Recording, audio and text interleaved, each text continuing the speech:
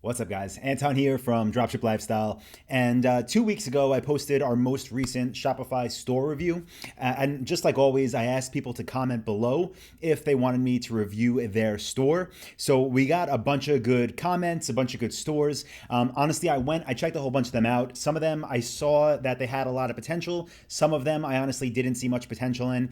But there still are a lot more. Like, honestly, this does take time, so it's not something I'm going to do every day. But there are a lot more that I want to review. So be sure to subscribe to this channel if you're not subscribed yet. Definitely also like this video if you get value by the end of it, and make sure you hit that notification bell so every time I do take the time to make one of these videos, you can get alerted when you log into YouTube. So the one that I'm gonna do for this week is from Valentina. That's her YouTube username, and the store is gvalentina.store. So I'm gonna go ahead and pull this up, and then just like I've done in the previous store review videos, I'm gonna give it my critique, and then I'm also going to show some stores that I think this could be modeled after. So let's go ahead and share that now. All right, so I have the site pulled up here, and the first thing I'll say is I'm probably going to say the name wrong, as I'm sure a lot of people that see it for the first time do. I think it's Guilia, so Guilia Valentina.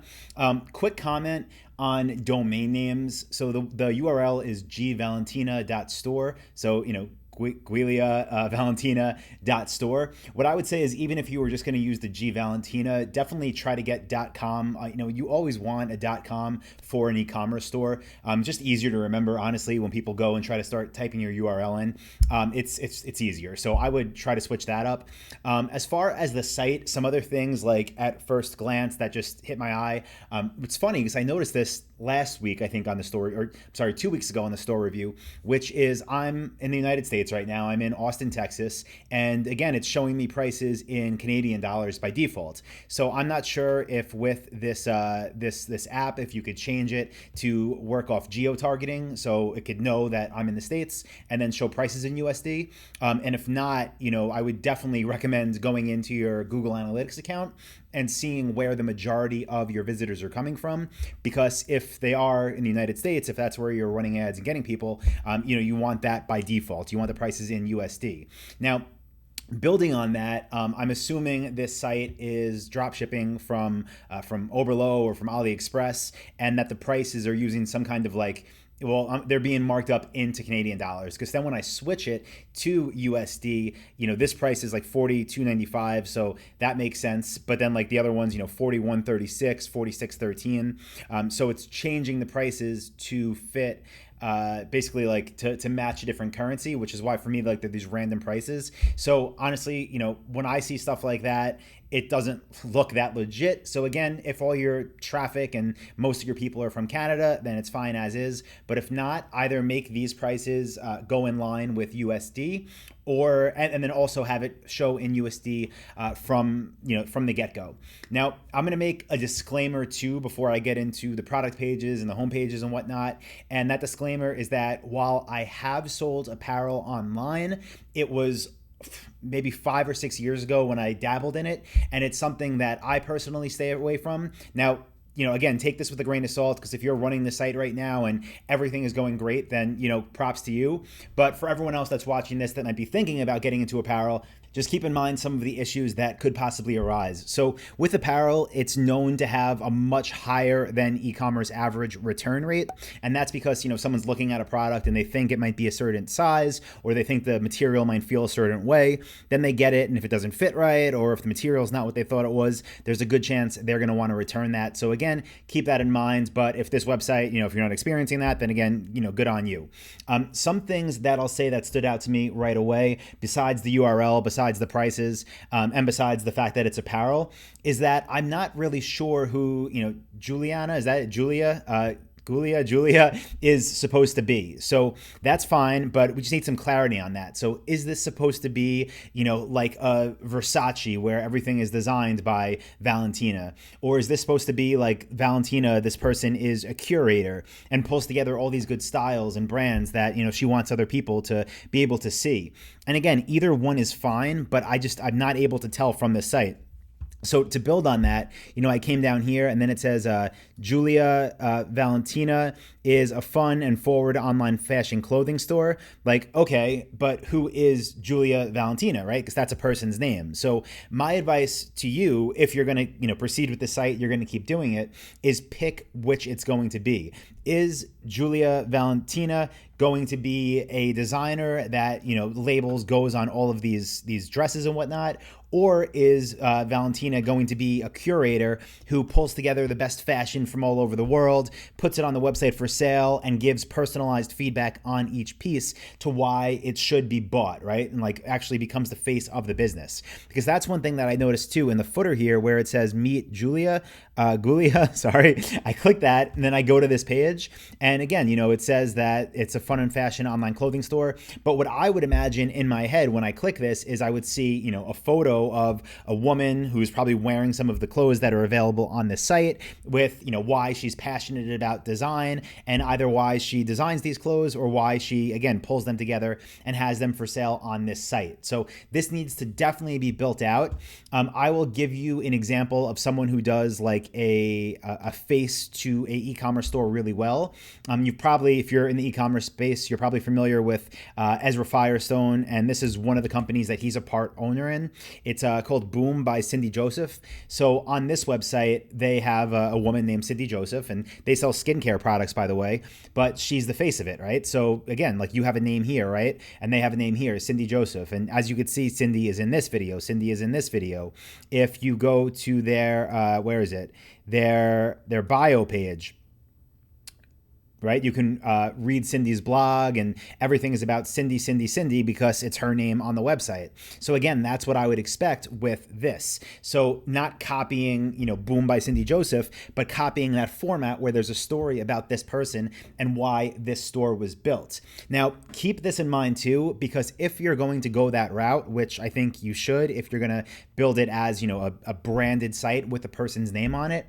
And again, I do think, from what I've seen, you're drop shipping. So I definitely think that you can go the curator route, that you're pulling things together. Something you're going to want to keep in mind is that people don't want to look to other people for advice on everything. So if you want to go with the fact that Valentina is a stylist that's going to pull together the best items for fashion, you don't want people to go to this website and see like all these different things, because if that's going to be the route you're going to take, yeah, it's great if you like specialize in dresses or maybe even like dresses and tops, but then you don't want to have, keychains and men's jewelry and bow ties and then kids safety gadgets, because it's too random. If you're going to go that route again of having the personal brand, then when you mix all that stuff together, a lot of the credibility goes away.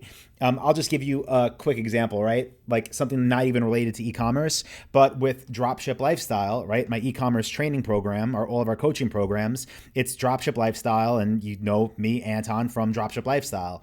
If tomorrow I sent you an email and I said, hey, I want to tell you how to open a McDonald's franchise, you'd be like, what? Like, that's not what Anton does. Anton's a dropshipping guy. So it's the same thing. If this Julia Valentina is going to become a fashionista that gives advice on dresses, then there's no reason to have kids safety gadgets coming from her, because there's a huge disconnect, right? So keep it on point and pick the product type. Now, if you're going to do this, my advice to you for which product type you should specialize in should be the one that's already getting you the best results, right? What's already your best sellers. So if it's dresses, then you should specialize in these, okay? The whole website, you should have different dresses shown off. And I'm going to build on that. It doesn't mean you can't sell stuff like this. Doesn't mean you can't sell earrings, you can't sell necklaces. But the way that I think you should sell these is one way that you kind of already are. So I'm going to click onto one of your product pages. And I really like how you have this set right here. For anyone that can't see, let me zoom in a bit.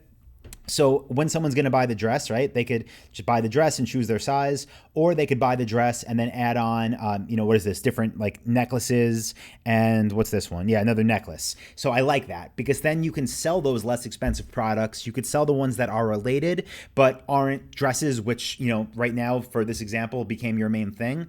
You could still sell them, but you're not advertising them. They're not kind of taking up space on your site. with that being said, if you're going to do this, I do believe that you should at least have these items, these add-ons in the photographs. So if you're selling this dress right here, right, this could be your default photo, sure. But then in some of the other photos, you should have the model wearing the actual items that you're trying to use as upsells. That's definitely what I would do if I was in this space, because it's going to make it a lot cleaner. Again, you're going to specialize in one thing so people know to come to you for dresses, and then from there they can add these other items on. I want to show you a couple other examples of sites that you can look at when trying to figure out who you want to model.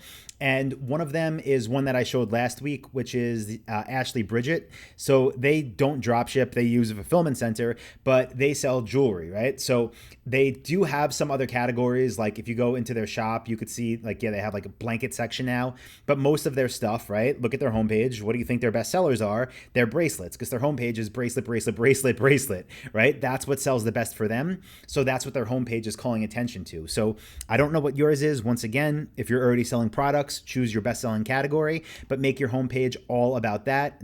Show off your best sellers. So that's another website you should take a look at when figuring out your new layout. And then there's one more that I want to show you, kind of just to reinforce this thing about going deeper into one product type if you want to stand out in that space. So this is one of my friends' companies called Dif Eyewear. They're huge. They sell sunglasses. They're not drop shipped. They have everything manufactured. They sell in like huge retail stores all over the States also, but this is a Shopify store, right? And their Shopify store focuses on sunglasses. So again, like if you're going to sell dresses, pick dresses, make different dress collections, have, your hero images, people in those dresses, and have everything be about that. One thing I also noticed is your Facebook strategy. I did like how you're posting to Facebook regularly and the types of posts you're making. So I think that's something positive you have going on. Okay, I hadn't checked your Insta before, but it shows your Instagram's not available. I would definitely, if you're in the fashion niche, which you are, I would definitely build out that Instagram page, take your own photos, have customers submit them. But as you could see, that's like a huge part of Dif's strategy, where their customers submit photos and then they have in their header to shop Instagram. Same thing with Ashley Bridget, right? With all their bracelets and whatnot, they have where you could shop their Instagram. So the point, again, why I'm showing you all this is because it's a lot more effective if you make your site themed around that one thing. If you want to make Julia, Valentina, this, personality where you put a face on your About Us page, you tell your story similar to you see here in Boom by Cindy Joseph, and you make the story all about being passionate about fashion and, specifically dresses and why the dresses. Then you change up all this stuff up top to where people are shopping, like you see up here, go shop straight to dresses, different dress types. Keep those add-ons, keep those upsells, but keep them as keep the jewelry and whatnot as add-ons and upsells, but don't have it shown off on your homepage. So keep them there. And then definitely build out your Instagram strategy and get as many real photos as possible, because again, you're in the fashion space. That's definitely somewhere where you have a lot of opportunity. So definitely, I hope you found that helpful. I know it was a lot in a short amount of time. Again, I have no idea how you're doing in terms of revenue and whatnot. I have no idea, if the store is making you money, but those are things that if someone gave me the store and they said, Anton, I want you to turn this into, something big within the next year, those would all be things I would implement within the first few days. So hope you found that helpful. And by the way, I'll just add one more thing. If this is not a real person, right? If there are no real photos of this person, that's fine. You can use, a model you find online. You could buy stock images. You could do whatever, but definitely turn it into a real person, regardless of what you do as far as the whole site moving forward. So again, hope you found that helpful. And if anyone wants me to review their store, I am going to be doing these videos every other week. So 2 weeks from now, I'll do another one. And if you want me to review yours, post the URL below. That way you'll have a chance at me taking a look in the next 2 weeks. And I'll also link up the previous 2 store review videos I did below this, so you can go check them out, get some feedback that might help on your current store as well. So hope you found that helpful, everybody, and I will see you actually this Thursday for Dropship Weekly. So if you're not subscribed yet, click that subscribe button so you can get our new training this Thursday. Thank you.